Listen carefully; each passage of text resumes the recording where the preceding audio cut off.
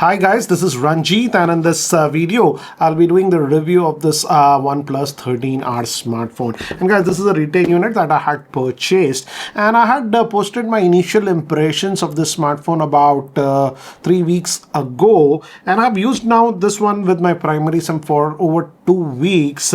But guys, I would highly suggest that you watch my initial video. I'll leave the link on the, of that one because what I gathered in that video, 90% is true for that. It's just some of the things that will be a little bit more. So again, I urge you to watch the 13R initial video. I'll leave the link in the description because I won't go over all the aspects that I have already covered over there. First good thing that I liked about this phone is it's having a relatively, what do you say, large screen, but again, it's not too bulky or heavy. Many people were asking me, as this is now having that 6000 milliamp hour battery, is it a heavy device or something? No, that way I would say they have done a weight balance very well. Also now it's completely flat. Even the edges like this, like the S25 Ultra, it's completely flat. I like it because I don't know, I like this flat design. I'm liking it these days rather than the curved designs that you used to get. So that way it's good. Also coming to the processor, this is the star, I would say, the Snapdragon 8 Gen 3 that you are having on this one. And now even I have the base variant that is also getting 12 gigabytes of RAM with 256 gigabytes of storage. So that way I did not notice any lag or anything on this smartphone. It's very smooth. So that way, in terms of general performance, I would say it's a good phone. No issues in performance. Many of you were asking me about heating or stuff. In regular day-to-day usage, I never had any heating issues with this one. I didn't do hardcore gaming. For gaming, you can check out some other channels. Next thing is regarding the cellular call quality. I don't know about you, but I still take a lot of cellular calls, and I'm happy to say that the cellular call quality on this smartphone was good. Even the Wi-Fi reception was good. So in that way, that networking basics, they have done a good job. I don't have a problem. Also, I like the back. This is also glass, and this actually resists the fingerprint, so you don't have to clean it constantly, I would say. So that's also a nice thing. Now let's talk about the battery on this one. This has a relatively big 6000 milliamp hour battery, and I have to say the battery life that I'm getting was actually good. And guys, just want to make it very clear, all the testing was done with my primary SIM, but I used it only with the single SIM, not with dual SIM. And to show you the battery stat, as you can see, still we had about 11% battery life left, and I got a SOT of 9 hours 34 minutes. But the interesting thing is, this is almost after 2 days, that is 1 day 22 hours. So the battery life is actually very good. Another stat, again, as you can see, about 8 hours 45 minutes, that's almost close to 9 hours after 1 day 17 hours of usage. And then still had about 25% battery life left. So that way I would say the battery life is actually very good. Some of you have asked me, can we get over 10 hours of SOT on this one? Definitely you can get, but I feel if you are trying to get more than 10 hours or something like that, then you have to charge it every day. For most users, I would say, normal regular users, if you don't do heavy gaming, it will last you for almost 2 full days. So that's regarding the battery life. Charging, again, with the supplied charger, good thing is that still OnePlus is giving charger in the box. You can charge it fully in about 47 minutes. But if you use PD charging, that's your laptop chargers or stuff like that, the charging time will be double. Now let me also talk about the camera, which I feel is the weak part of this device. And guys, here are all the specs if somebody wants to know the specs. In terms of specs, it's good, but again, the camera is the weak part. And for this one, I'm just going to pick up my camera footage that I had posted in the earlier video, and I'm just going to play it back because that's the experience still I'm having with this one. Let's start with some outdoor shots. As you can see, this is 1x, and this was in portrait mode, where it uses 2x, and this is the regular 2x.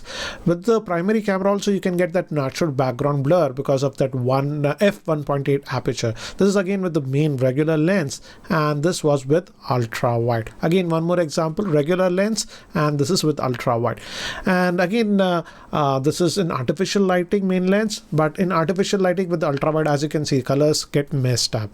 The 2x has macro capability. This was taken with the 2x. This was taken with the main lens, which just blurs if you go very close.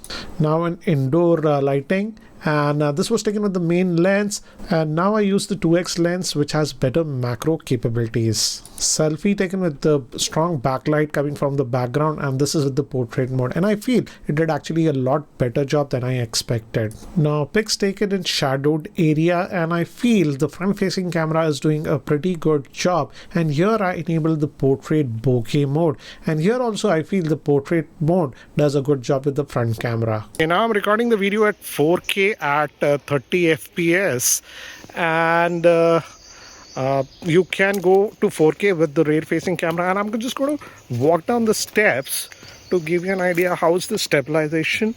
I'm just climbing down the steps. In video I'm noticing a little bit of focus hunting. As you can see, this shouldn't happen actually. I'm just moving around sometimes, closer object. The camera is having a little bit of focus hunting, as you can see. So now coming to the cons of this one, definitely I would say the biggest con and the compromise, and I think so some of the things have been done artificially, is to gimp the camera, because OnePlus didn't want it to compete with the OnePlus 13. Because I have to say this has to be one of the weakest cameras that I have seen with the Snapdragon 8 Gen 3. And in fact, I'm testing another device right now that might be launching for 25,000, and definitely that camera will beat the camera performance of this one. That's what it is, and that's okay for static pictures, I would say. But again, static pictures, if you take in low lighting, it's not good. But in video department, they have seriously gimped on this one. And what is the thing of not having 4K video recording with the device that is having the Snapdragon 8 Gen 3? I just don't understand. Next thing is the haptics. Also, haptics are also pretty weak on this one. This has to be one of the weakest haptics that I have noticed on a OnePlus device, I would say. So that is also something that I have noticed immediately.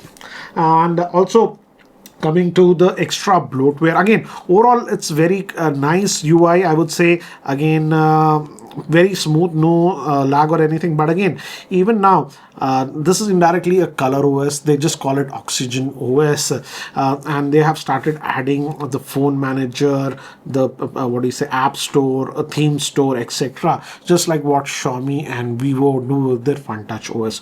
So again, earlier Oxygen OS, I used to give 1 or 2 plus points just for the clean OS experience. That is not the case. This is basically, they say it's Oxygen OS, but this is indirectly nothing but a color OS device. Let's just get that thing right out of the box. But the good thing is that in the notifications and stuff, I'm not having a lot of unnecessary notifications. So that way, but yeah, you do have these themes stuff, and just avoid it. I would say if you're getting this device, just don't use all these things. I have not using it that way. It's a better experience. But sad to see that even with Oxygen OS now, they are bundling the stuff. Next thing is definitely in terms of the video quality. If you have seen the video quality, the video actually looks very, very pale. The colors and the saturation are simply not done well, and I think so this is done intentionally, and that's such a sad point. So definitely I would say if you are a person for whom camera is not very, very important, and you simply do not shoot videos with your smartphone, then only go with this one, because seriously the video quality on this one is not good at all for a smartphone that is costing around 40,000. And lastly, also in terms of IP rating, this is having a strange IP65 rating, because these days most of the smartphones that are above 30,000 have the IP68 rating. And also in terms of the glass use, it's a Gorilla Glass 7i. Generally, smartphones in this price point generally get the Gorilla Glass Victor. So that is also a thing that they have compromised. So overall, I would say this is a mixed smartphone for me to recommend. Earlier, what do you say, OnePlus, these R series or something, used to be, I could easily call them the ideal value flagship. But here, calling them the ideal value flagship, I simply can't call it because of the very mediocre camera performance. And if you are a person for whom a camera performance is important, and especially also if you take videos for vlogging and stuff like that, then I will not recommend this phone. But that is what this OnePlus 13R is. What do you guys feel about the same? Do let me know in the comment section below. And guys, if you're still planning to buy this smartphone, I'll leave the link of Amazon in the description. Please use that, it helps the channel. Anyways guys, that's it for now. Thanks for watching. This is Ranjit and I hope to see you in my next video. Take care guys.